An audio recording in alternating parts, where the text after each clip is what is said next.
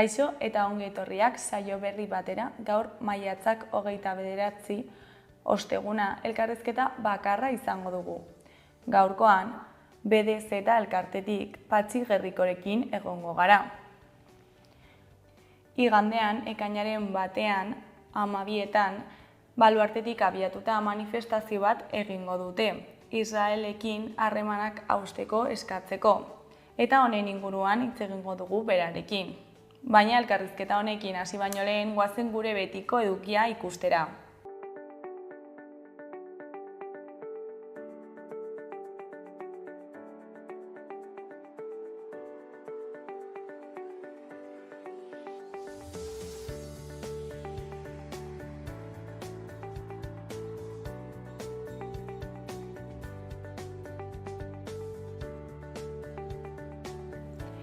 Goazen gaurko efemerideak ikustera.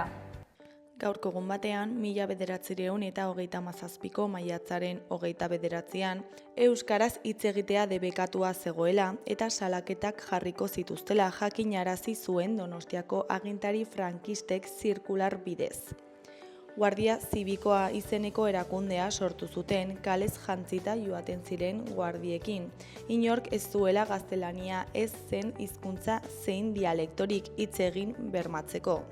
Urte batzuk geroago, 1938ko maiatzaren 29an, Lizarrako Foruen plazan Kasimira Handiarenak, Behera Armak eta Gora Nafarroa denok baikara anaiarrebak oihukatu zuen militarrak festa hispaniar-italiar bat ospatzen ari zirela. Lepoan gorri eta beltz koloreko zapia zuen jantzita eta bere balkoian kolore bereko bandera jarri zuen. Egun berean, baina 1987an, Donibane Loitzunen irekitzen ari ziren McDonaldsen aurkako lehergailua eztandarazi zuen goizaldean iparritarrak erakunde armatuak. Aurreko abenduan ere zartarazi zuten beste bat leku berean. Kalte handiak eragin zituzten eta zauriturik ez. Iparetarrak 1973an sortu zen Ipar Euskal Herriko talde armatua izan zen, abertzalea eta sozialista. 2000 urtean egin zuen azken ekintza armatua. Eta bukatzeko 2016ko maiatzaren 29an, Donostian eraiki asmo zuten erraustegiaren aurkako kanpaldia abiatu zuten Gipuzkoa zutik lelopean. Antolamendu horizontala praktikan jarriz, arratsaldero hitzaldiak, asanblada eta ekimenak egin zituzten, erraustegia simbolo gisa hartuta sistema kritikatuz. Ertzaintzak eta udaltzaingoak gogor egin zuen kanpaldia amaitzen saiatzeko. 1000 lagunetik gorako asanbladak egitera iritsi ziren, 23 gau eta eguniz iraun zuen borrokaldian.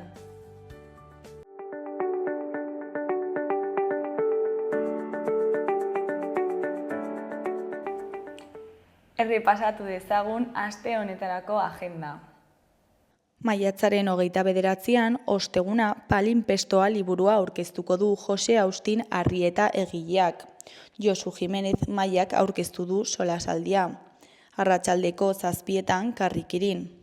Baina gu, ni bezalakoak edo antzekoak isiltzen baldin bagara, irabazleen errelatoa gailenduko da. Horra arazoa.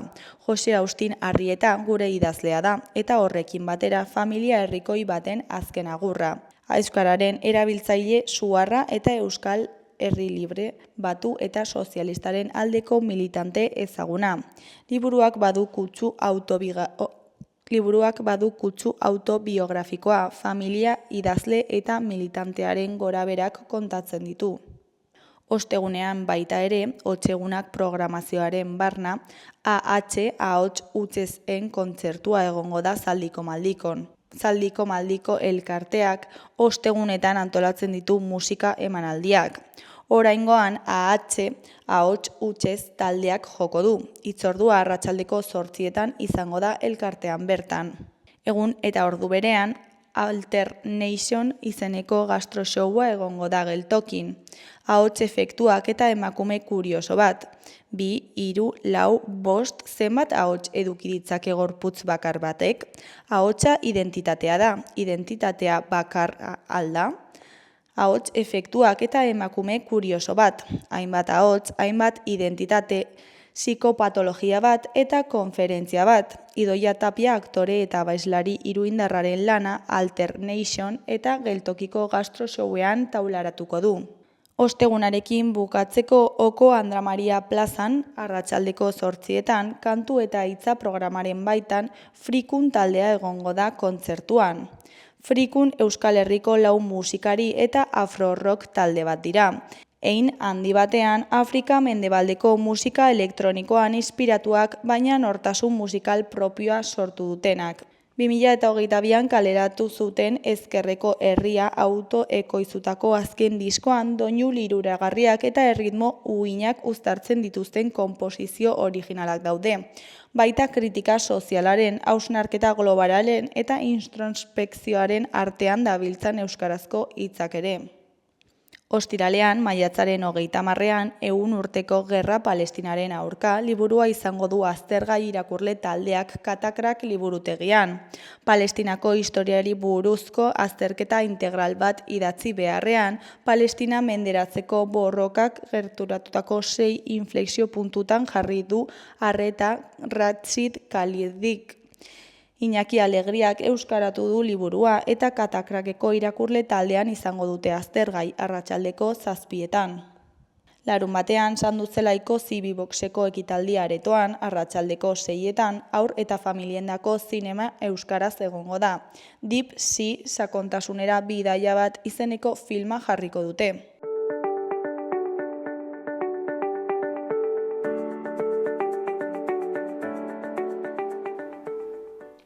Ikus dezagun gaurko egunkarien azalek zer dioten.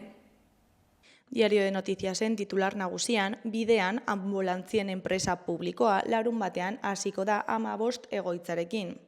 SGS eta Baztan Bidasoako 400 langileak subrogatu eta 32 gehiago kontratatuko ditu.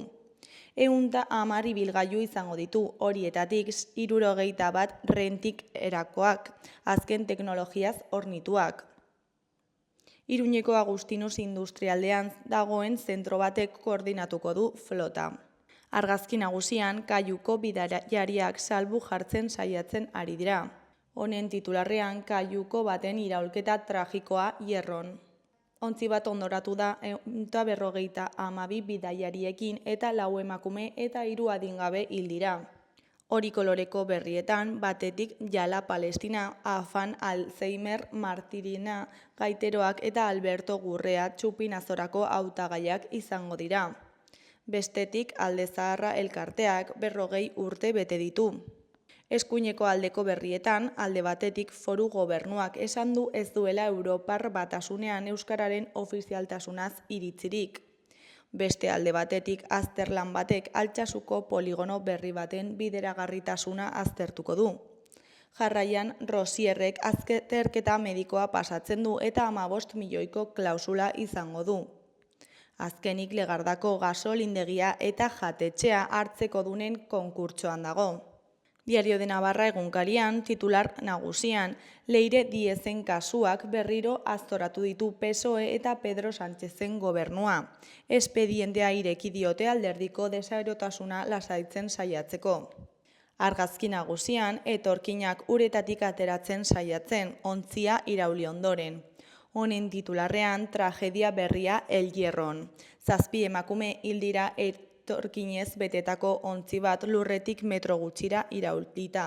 Eskuineko berrietan, alde batetik sorosleen defizit kronikoarekin iregilekuen denboraldia hasi da. Beste alde batetik, aebera doazen 10 unibertsitario bisa berrien zain daude. Jarraian, Osasunak kiroleko administrazio auzitegira bidali du errekurtsoa. Goiko aldera bagoaz, gorri koloreko berrietan, nork botako du Txupinazoa, galdera irakur dezakegu, eta hautagaiak Juan Jose Martirena Ruiz, Afan elkartea, Alberto Gurrea Sáenz, Jala Nafarroa Palestinarekin elkartea eta Iruñeko Gaiteroen elkartea dira. Gara egunkariaren titular nagusian, eskulan faltak merkatzen ditu laboral kutsaren aurre ikuspenak. EAEk eskulanaren balizko defizitari aurre egin beharko dio datorren hamarkadan, banketxeak atzo aurkeztutako txosten baten arabera. Argazki nagusian Jokin Altuna eta Iñaki Artola pilotariak ditugu. Honen titularrean, Altuna eta Artola loria bila dabiltzan bilagun.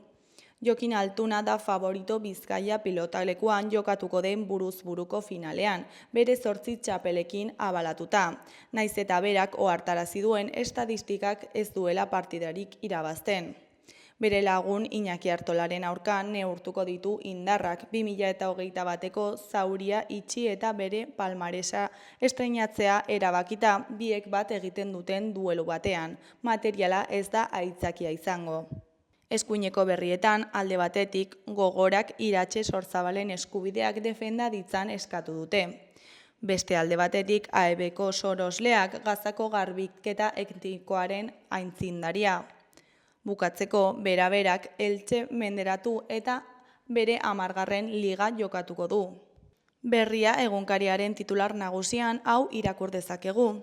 5 kasu Izporako eskola publikoari dagozkio, beste bat Angeluko James Jauren eskola publikoari, eta bertze 3 Uztirratzeko eta Domitzaineko ikastetxe katolikoei. Argazki nagusian Beatriz Zabalondo eta Iban Arregi ditugu. Berria taldeko administrazio kontseiluko lehendakaria eta kontseilari ordezkaria. Hauen hitzetan, berriak tresna kohesionatzaile hori eskaintzen du. Plaza bat euskararentzat eta euskalgintzarentzat. Goiko aldera bagoaz, Claire Artenon muntatzaile eta komisarioa dugu. Honen arabera, Arkemanen lanak esperientzia bat izan behar du zeharkatutako duen bakoitzarentzat. Eskuineko aldeko berrietan, alde batetik Urguak gaintzetzi egin du Gazan gizalaguntza arma gisa erabiltzea. Beste alde batetik, EAEko auzitegi nagusiak legez kanpokotzat jo du Balogrenen ingurumen baimena. Jarraian, liga irabazteko lehenengo urratsa egin du beraberak, Elxeri 28-19 irabaziz. Amaitzeko Bermeoko 5 familiak salatu dute eskola publikoan izena eman arren itunpekoetara bideratu dituztela.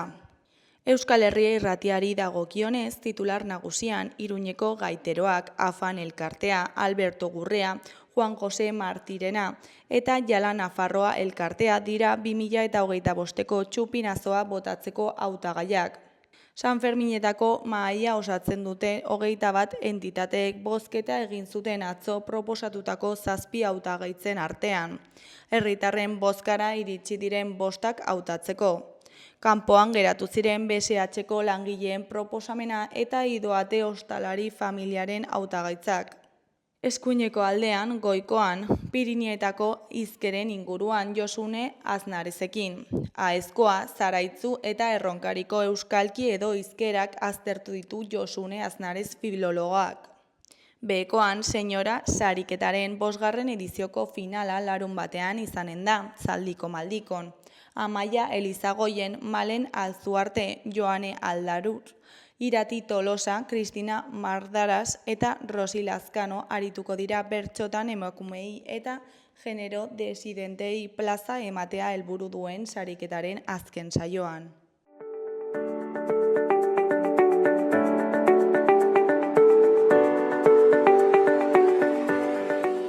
Gaurko eta biharko eguraldiaren iragarpena ikusiko dugu orain. Gaur, osteguna eguzkitsu eta beroa izango da eguraldia. Termometroek gorantz egiten jarraituko dute eta balio altuenak 26-28 gradu ingurukoak izango dira kostaldean eta 30-32 gradu ingurukoak barnealdean. Ebro ibarrean baliteke balio horiek gainditzea. Behin lainoa jasotzerakoan ia egun osoan oskarbi egongo da. Hegoaldeko haizea ibiliko da goizean goiz eta ipar ekialdekoa egunaren erdialdeko orduetan. Ostiralean aldaketak espero dira. Goizaldean oskarbi egongo da, baina goizean goi-hodei batzuk agertuko dira. Erdi mailako hodeiak eta goi-hodeiak. Eta naiz eta probabilitatea oso txikia izan ez da baztertzen tantaren bat egitea. Arratsaldean ez egonkortasuna handitu egingo da, bero hodeiak goratuko dira eta zaparradak botako ditu. Ez da baztertzen trumoitsuak izatea.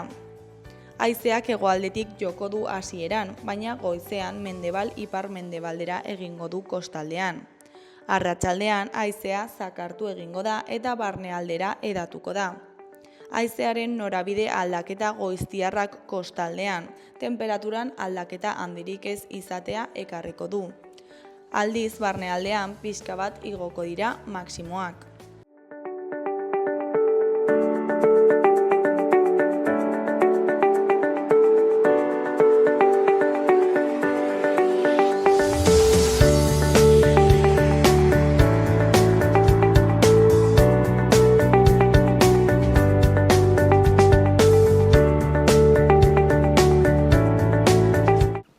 Kaixo, hasieran esan dugun bezala, orain Patxi Gerrikorekin gaude. Kaixo, zer moduz?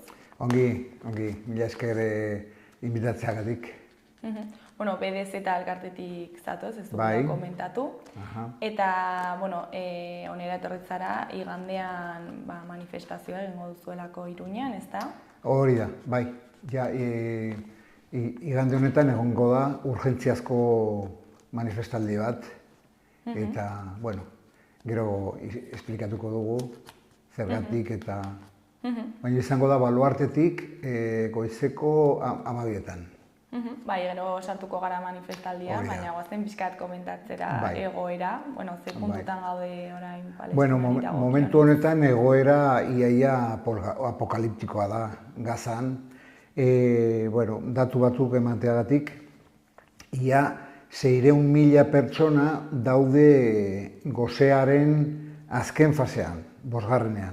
Bueno, ja hiltzorian daude, hori janarien faltagatik. Orduan, gero, 185 dago desplazaturik. Bai, hori, bortxatuta, desplazamentu ez voluntarioa. Gazaren barruan. Eta gero laguntza humanitaria oso urria da, oso gutxi sartzen ari da, blokeoa jarraitzen du. Gero osasun zerbitzuak daude erabat apurtuta. Ospitale erdiak ez dabiltzate martxan, eta besteek ekipamendu falta izugarria daukate, eta medikamentuen botiken falta ere. Orduan, horregatik ere, gaixotasunak areagotzen ari dira. Batez ere, hepatitis eta kolera. Orduan, egoera kuadroa da danteskoa, ezta? Eta nola iritsi gara puntu kritiko honetara? Nolakoak izan dira aurreko hilabeteak? Bueno, atzeraka gehiago askorik joan gabe, baina azken hilabete hauetan izan da erasoak izan dira, hori, kopidagabeak eta orain, azken fase honetan, daude apurtuta zegoena gehiago apurtzen. Orduan, ez dakit, ja ez dago margen gehiagorik gauzak txarrera egiteko, baina... Eta gainera, bueno, esan zen hor sueten bat egongo zela, ez? Bai. Bueno, gure aldetik badakigu Israelen suetenak izaten dira sueten erabat faltsuak. Baina, bai. Bueno, Gazarrentzat, naiz eta bi eguneko suetena, da hori arnasa hartzeko oportunitate bat, ezta? Baina, bueno, gehiago aztertuta, Israelen nahia ez da hori, gerra hori amaitzea. Osea, bukaeraraino joatea. Hori da, bai. Eta Europako talde politikoak zer esaten dute? Bueno, Europako talde politikoetan ikusten ari gara aldaketa handia. Entzuten ari gara gauzak hori, harrituta gelditzen garen, eta hori Kanadako buruzagiak edo Inglaterrako buruzagiak esaten gauza batzuk, Ursula von der Leyen, ez dakit, baino azkenean dira hitzak. Gero hori zehaztu behar da neurri konkreto batzutan. Eta, bueno, baina printzipioz adierazpen horiek guk ikusten dugu positiboki. Gutxienez, ja norbaitek hori esan balin badu, gero esan dezakegu, bai, zuk hau esan duzu, begira, orain gehiago egin behar duzu. Bai. Eta zer da egin beharko luketena? Bueno, egin beharko luketena da oso konkretua eta oso obioa, ezta? Da hori harremanak moztu. Ez bakarrik badaude armen komertzioa moztu, gero harreman kulturalak, harreman diplomatikoak, badaude gama osoa egiteko. Adibidez, izango litzateke oso gauza konkretua eta adierazgarria, enbajadak ixtea edo olako pauso finkoak ematea. Baina beti esaten ari dira, aztertuko dugu hori erlazio komertzialen mozketa, beti daude mugitzen dira hori indefinizio horretan. Baina, bueno, naiz eta hitz ederrak izan, positiboak dira, bai, gure ustez. Osea, aurrera pauso batzuk egin dira, baina ez dira nahikoak. Hori da, aurrera pauso hitzezko aurrera pauso batzuk, eta gero hori jarraitu behar da, hori, ekintzekin. Bai. Eta orokorrean nazioartean nola daude beste herrialdeak? Bueno, claro, sartzen gara ja geopolitika mailan, eta, bueno, estatu batuek ere badute jarrera hori, esaten diote Israeli, bueno, hori gehiegikeria da, hori ezin da egin, hori eta baino gaude puntu horretan. A ber, hurrengo pausua zein da? Hori ez badu Israelek betetzen, hurrengo pausua izan behar daia pausu konkretu bat. Eta hori ez da eman. Orduan, guk uste dugu bultzatu behar dugula, betik, bultzatu behar dugu, hori. Ze, klaro, hitz horiek, zergatik esaten dute buruzagi horiek hitz horiek? Mobilizazioen eraginez. Badakite, opinion publika deitzen dena, aldatzen ari dela, eta gero eta argiago ikusten ari direla Israelen jarrera, eta orduan haiek ere nolabait erantzun behar dute horri. Ezin dute diskurso berberarekin jarraitu.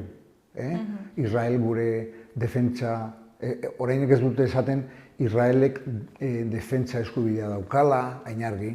Ez dute esaten defenditu behar dela, ez dakite gure lagun mina dela, eta hori ez dute esaten orain. Orduan, aldaketa bat badago, narrazioan edo diskurtsoan badago aldaketa bat, bai. Baina ez dira guztiz bustitzen, Ez, nik uste dute dira daude behartuta, haien populazioek behartuta. Hori positiboa da, ze karo. Baina gehiago jarraitu behar da bultzatzen. Jarraitu behar da bultzatzen, bai. Eta herritarren aldetik ikusi ditugu mundu osoan zehar hainbat mobilizazio, ez? Bai. Ikusten ari dira mobilizazio izugarriak bai Asian, bai Europan, Amerikan, bai. Ikusten ari dira hori, mundu musulmanean, ere hori. Beko mailetan ikusten ari dira gauza batzuk ikusten ez zirenak. Adibidez aurreko egunean, Giro etaparen bukaeran ikusten zen bandera palestinar handia, horrek eragina handia dauka. Hemen Iruñan ere badago txupinazoa botatzeko, txupinazoa botatzeko badago jala Nafarroak Palestinarekin hautagaia izango da. Orduan, daude gauza batzuk orain dela gutxi ikusten ez zirenak. Populazioen aldetik, populazioa dago ja nazkatuta. Ja ez du sinisten, eta, bueno, haiek saiatzen, eta, bueno, adibidez, Eurovisioanekin gertatu dena, pipilean dago asunto hori. Hori adibidez, nola hartu duzu Eurovisionen Israel irabazteak? Bueno, badakigu Israel dago erabat sartuta horretan, dago horren gestioen atzetik daude Israelgo interesak gestioan eta manejatzen dute hori. Haientzat da leiho handi bat hori haien burua garbitzeko eta txuritzeko. Hor erakusten dute direla nazio normal bat, nazio europar bat, aurreratua, orduan ez dela ezer gertatzen, baino gauza gertatzen dira. Adibidez, irabazi zuenak ere egin zituen adierazpen interesgarri batzuk, ezin dute hainbeste estali. Eta, bueno, hori da bidea. Azkenean, Sudafrikarekin gertatu zena hori izan zen. Gelditu zela paria bat bezala, erabat isolatuta, eta horrela erori zen, eta hori da bidea. Jarraitu behar dugu, bultzatzen indar hori, zionismoa erori arte edo erabat aldatu arte.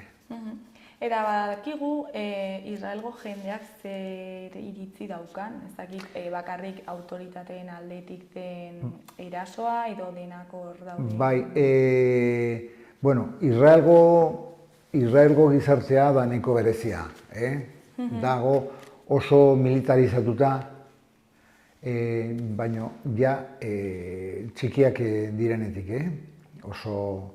eta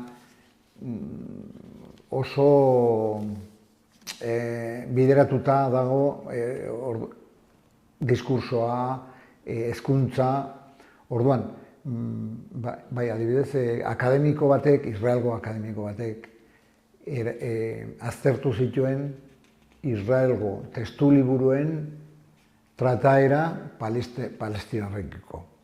Orduan, ez ziren agertzen, edo agertzen zirenean ziren terroristak, edo oso atzeratuak, orduan ja hasieratik hartzen dute, alde batetik dira ikustezinak, ez dira ikusten, edo ikusten direnean dira oso txarrak, eta orduan daude oso, nola esan da,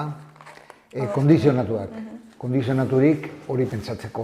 Orduan, gero ja, bigarren hezkuntza bukatuta gero jaten dira zerbitzu militarrera.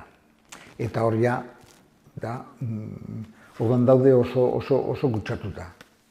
Zoritxarrez, badaude kasuak eta oso interesgarriak direnak, bueno, beste erabatetan pentsatzen dutena, eta bueno, humanoagoak direna, normalagoak direnak, baina oso gutxi dira, zoritxarrez. Baina egon badaude. Adoktrinazio handia dago. Bai, oso handia. Eta ez dakit egoera honi buelta emateko irtenbiderik proposatzen duzuen, pentsatu zuen honetan? Bueno, nik uste dut gure aldetik pentsatzen dugu oso irtenbide duina eta justua dela nazioarteko legezkotasuna betetzea, errespetatzea, bai? Orduan badaude, nazio batuek emandako erresoluzio asko, hori betetzeko adibidez, Palestinako errefuxiatuen itzulera. Badaude, hori, lurralde okupatuen bueltaketa edo ilegitimitatea. Badaude asko, orduan, hori bete behar da, ezta? Eta gainera hori da nazio batuek onartu dituzten erabaki batzuk, orduan. Bakarrik da hori betetzea. Bai, momentu honetan oso zaila eta ezinezkoa ematen du, baina ja erabaki horiek hartuta daude. Bakarrik egin behar dena da bete. Bai. Eta betetze horrekin uste duzu Israelek geldituko duela? Noski, guk uste dugu Israelen barruan egon behar dira aldaketa batzuk. Eta Israel ez da batere, Israelgo egoera ez da batere lasaia barruan. Hor badaude tentsio izugarriak. Adibidez, Netanyahu, esaten dute Netanyahu jarraitzen duela gerra, bakarrik arazo pertsonarengatik. Hau da, gerra bukatzen balin bada, berak badauka justizian kasu batzuk eta ziur kartzelan bukatuko duela. Orduan, berak ez du hori gerra bukatu nahi. Eta gero, poterean mantentzeko sartu ditu hori, eskuin muturreko jende asko, are gehiago, orduan, bera baino gehiago oraindik. Eta dago harrapatuta ere, eta bueno, bere diskursoan oso harrapatuta dago. Berak ez dauka, bera noski ez da soluzioa. Beste leku batzutatik etorri berdea soluzioak. Baina, nahiz eta bukatu, ez dakitze ondori izango dituen Israelen dako, ze azkenean egin duen sarraskia... Bai, hor egon behar, hori prozesu guzti hauetan bezala, egon beharko zen, adibidez, El Salvadorren edo beste hainbat lekutan gertatu den bezala, Comisión de la Verdad. Hori gauzatu beharko ziren pauso batzuk, eta gero, noski, palestinarren itzulera, palestinarren borondatea entzutea, eta kontutan hartzea, noski, haiek izan behar dira protagonistak. Orain daude baztertuta apartheid regimenarekin, baino haiek badute eskubide hori, orduan eskubide hori martxan jarri behar dute. Orduan, gero eta gehiago esaten da, egon behar dela nazio bakar bat, baino eskubide berdinekin guztientzat. Guk uste dugu hori izan behar dela, hori da, logikoena, obvioena eta gure ustez bide bakarra. Eta zu pertsonalki nola uste duzu bukatuko dela kontua? Bueno, nik uste dute oraingoz gauzak dauden bezala ez da, epe laburrera ez da bukatuko. Eta sufrimendua jarraituko dugu zoritxarrez, jarraituko dugu. Baina, adibidez, Israelek igual nahiko tentazioa dauka jendea botatzeko hortik. Baina jendeak ez du aldegin nahi. Begira, ze kontraesana. Israelek esaten dute hori país oso ziurra dela, baina jende asko, bertako jende asko alde egiten du. Eta gainera, formatuenak alde egiten dute. Baina, palestinarrek ez dute alde egin nahi. Ze, nora joango diren, nora eramango dituzte. Eta gainera lotura benetan handia daukate bere lurraldearekin. Besteak aldiz ez dute hainbeste lotura nazioarekin. Azken, erdia baino gehiago badute bi nazionalitate dituzte. Israel eta Argentina, Israel eta Rusia, Israel eta Estatu Batuak, Israel eta ez dakit non. Eta ez dute hainbeste lotura lurrearekin.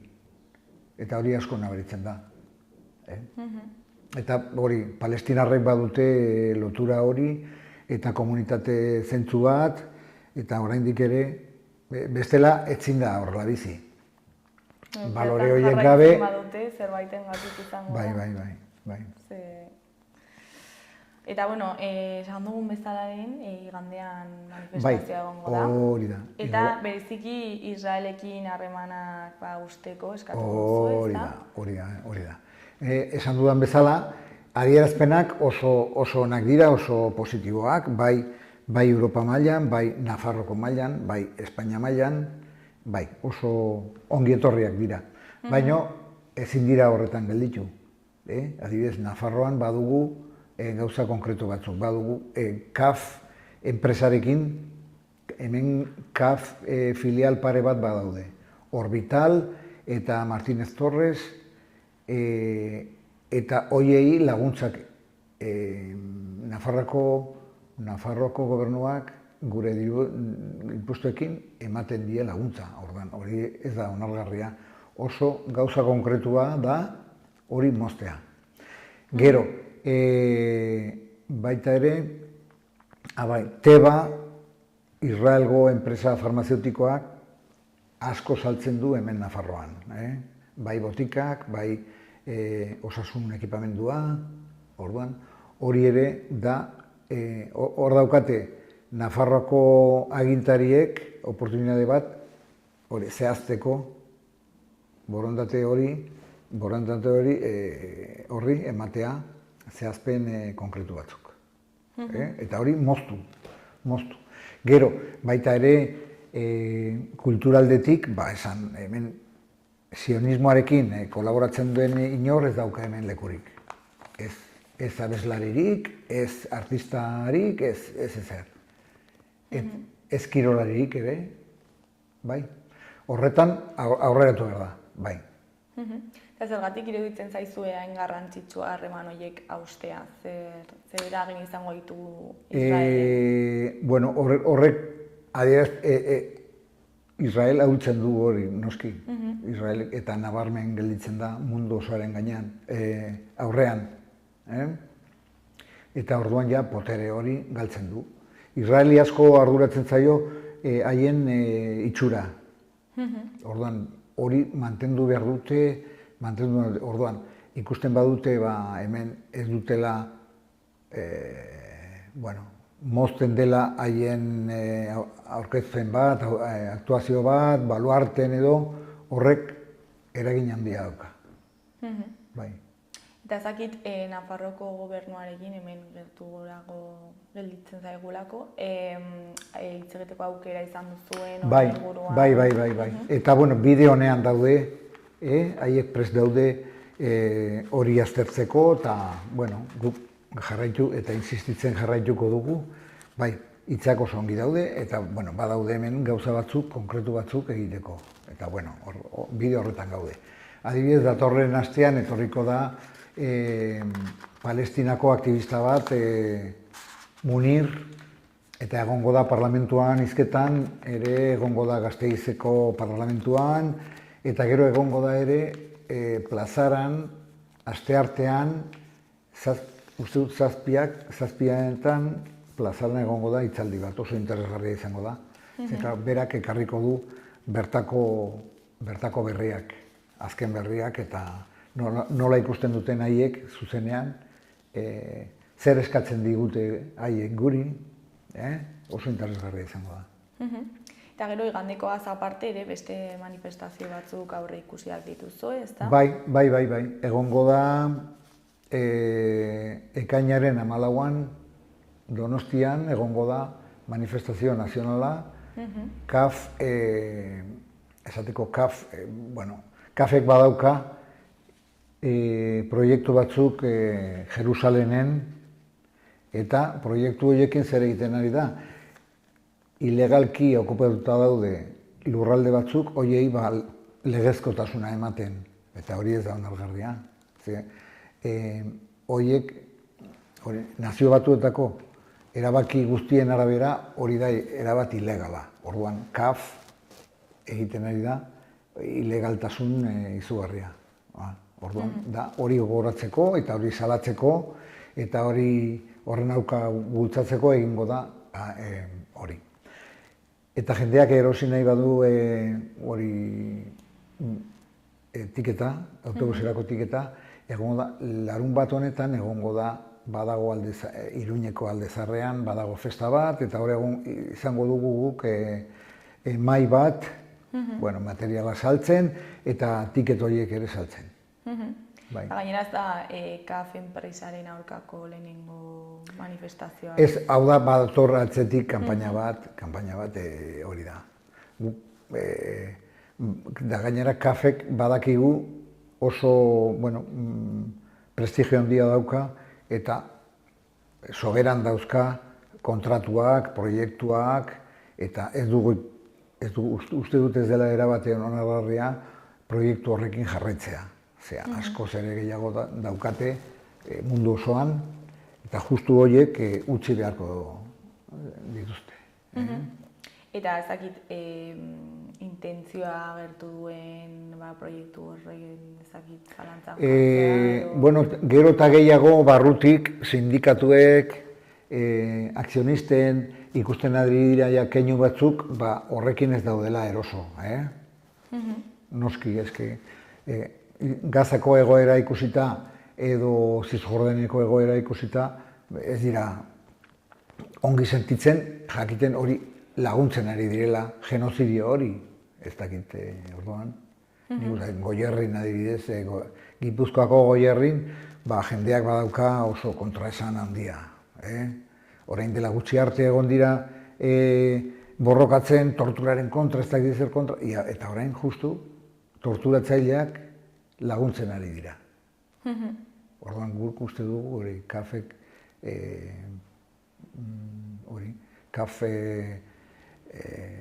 irabazten ari dela dirua, aberasten ari dela Gazako odolarekin.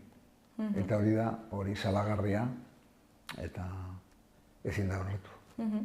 Lehen komentatu dugu mundu osoko herritarrak manifestatzen ari direla, baina hemen Euskal Gizartean nola ikusten duzu gai honekiko? Nik uste dut hemen badaukagun maila handia.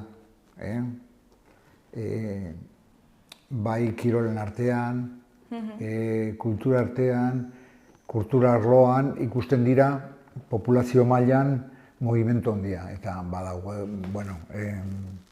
ikusten da horren aurka dagoela jendea. Eta, baino ezin gara hemen lokartu. Jarraitu behar dugu, ez utzi, eta batzutan pentsatzen dugu zergatik, hainbeste manifestazioa, ez da ezer gertatzen, baino badu eragina. Badu eragina, han Palestinarrentzat indarra ematen dielako, eta besteentzat, adutzen du. Eta gero, hau irudikatzen da manifestazioetan, jendea gerturatzen da? Bai, azken aste hauetan, astero egiten dugun konzentrazioetan eta manifestazioetan nabaritzen da. Jende gehiago dagoela, eta jendearen hori haserrean nabaritzen da, bai. Ez bakarrik hori, manifestazioan zehar jendeak egiten du, esaten du ados dagoela. Eta, igandekoan espero dugu ere jendea gerturatzen. Bai, hemen aprobetxatzen zuen invitazioa. Deitzen dugu jendea oso importantea dela igandean horregotea. Eta, beste mobilizazio guztietan ere parte hartzea. Eta gogoratzearen, ze ordutan izango da, nondik nora abiatuko da? Abiatuko da, 12etan Baluarteko plazatik. Eta gero non bukatuko da, gutxi gora bera? Ez dakit osongi. Uste dut Carlos Hirugarrenean bukatuko dela. Ez dakit osongi ibilbidea. Baina, badago web horrietan eta... Primeran, bukatzeko, ezakit zerbait gehiago komentatu nahi duzun? Hori, jendeak nahiz eta pentsatu ez duela ezertarako balio keinu horiek, edo zen keinu. Gauza bat, txapa bat eramatea, edo, dana badauka eragina. Uste dugun, baino eragin gehiago. Orduan, jarraitu behar da, horretan. Eta zuei ere, mila esker, oportunitate honengatik. Patxi, zuri eskerrak eman, beti bezala gurera etortzeagatik eta ondo azaltzeagatik, eta ea zer modu baten den igandeko manifestazioa, eta hurrengoak baita ere. Ederki, ondo segi. Agur.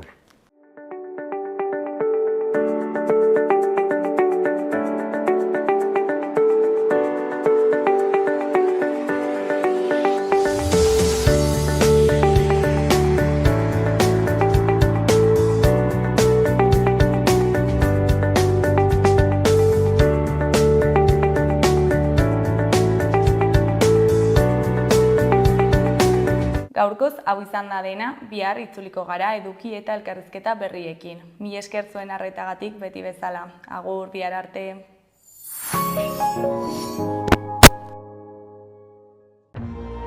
Gobierno de Navarra. Nafarroako gobernua.